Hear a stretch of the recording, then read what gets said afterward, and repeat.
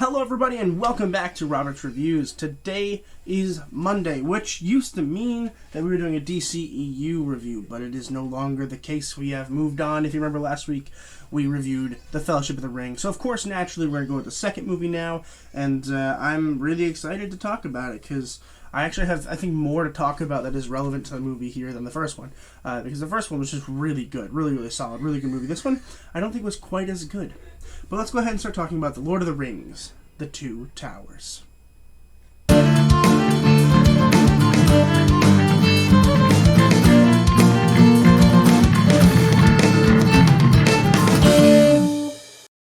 Lord of the Rings, The Two Towers was released in 2002 and was written by Fran Walsh, Philippa Boyens, Steven Sinclair, and Peter Jackson, 4 people, and was directed by Peter Jackson.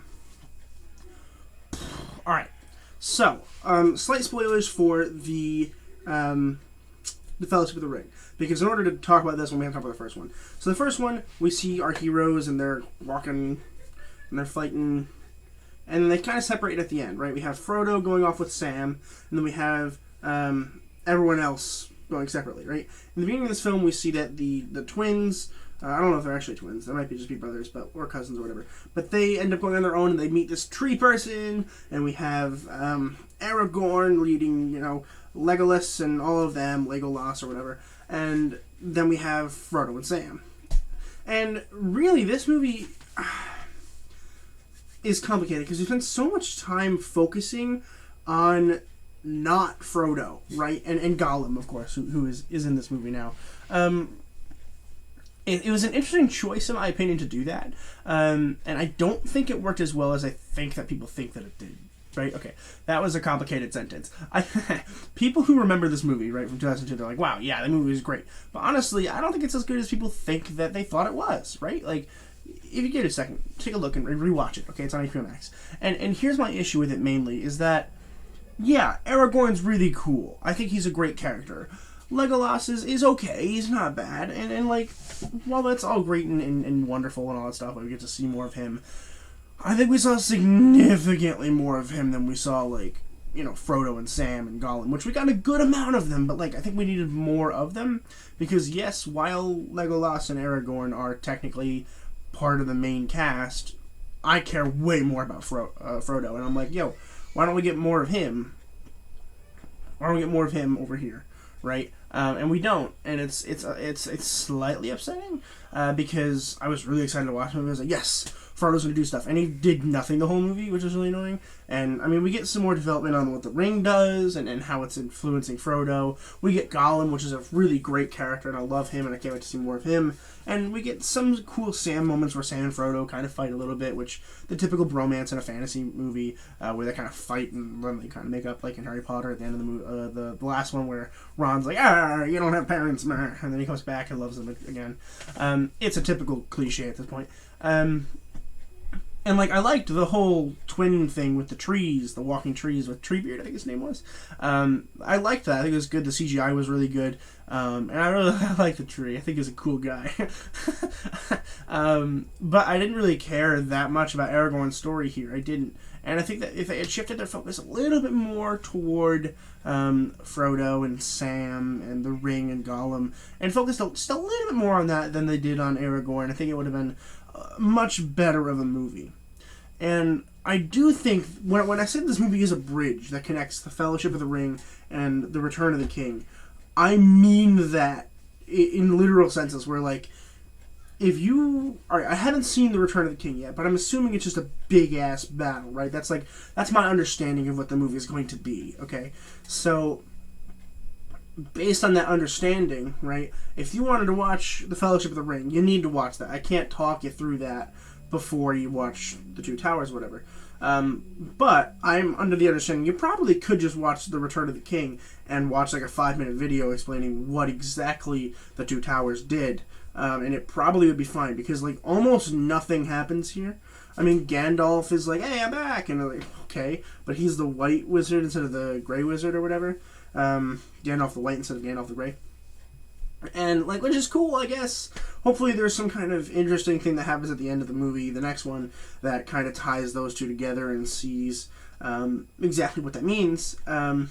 But overall, almost no Frodo and Sam and those two characters, which I really loved the first one. I really did. And I think it was good. I do. I think it was an okay movie. It was entertaining at very least. But again, we didn't get a lot of the main two characters in the film.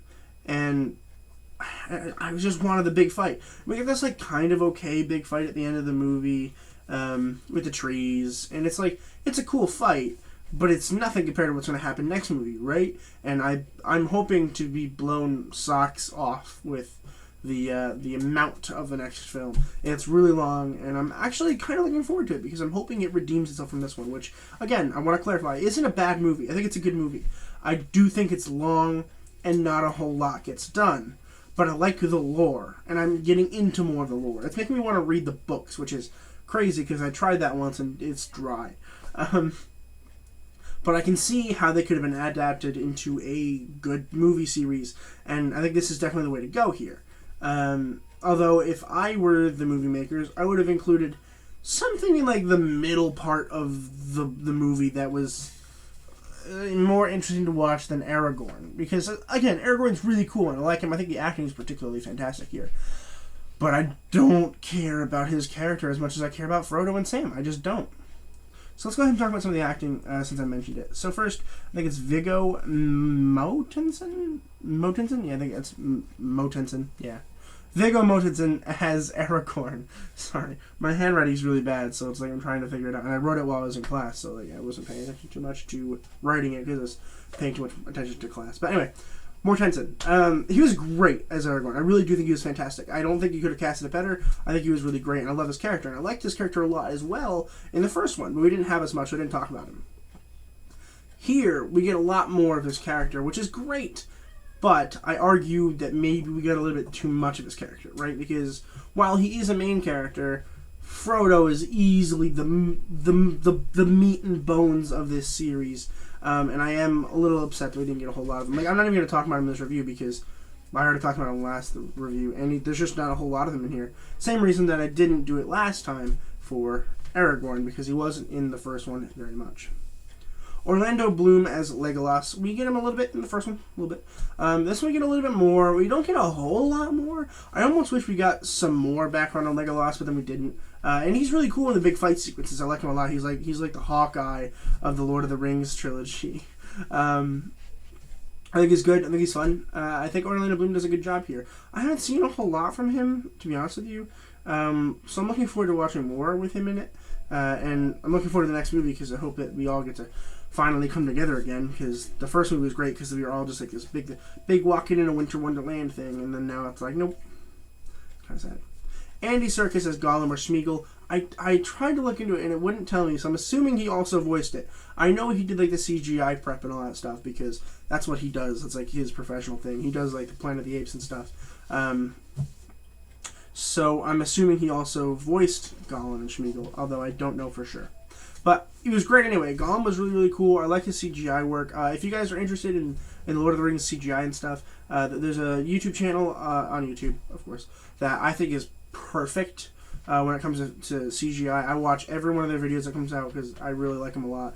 So if you guys get a second, go ahead and check out Corridor Crew. They do have a couple videos that go over Lord of the Rings stuff that I think is really, really cool and really interesting to watch. And they go over that specific scene where Gollum's splashing in the water and how they did that. So it's really, really cool to watch. So check that out. Not sponsored.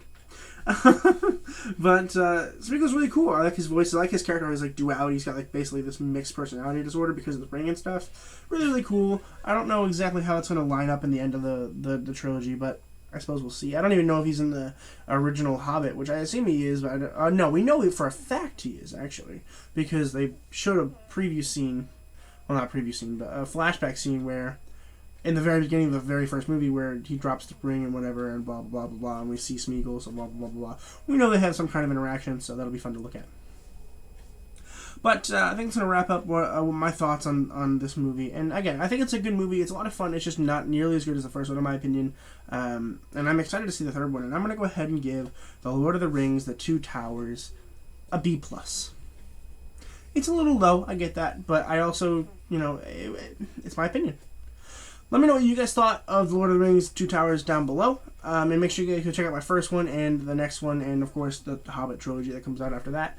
Please consider subscribing. It's a huge help if you guys like me and what I do. I talk about movies every single day, so if you guys want a daily review, subscribe. I have things coming out literally every single day of the year. June's a little sparse. Oh no, June's not sparse anymore. July's a little sparse, but we're going to get there. We're going to fill it up. It's going to be great. So if you guys have any requests or anything, drop them in the comments down below. And as always, keep watching movies and television, stay educated, and I'll see you guys in the next video.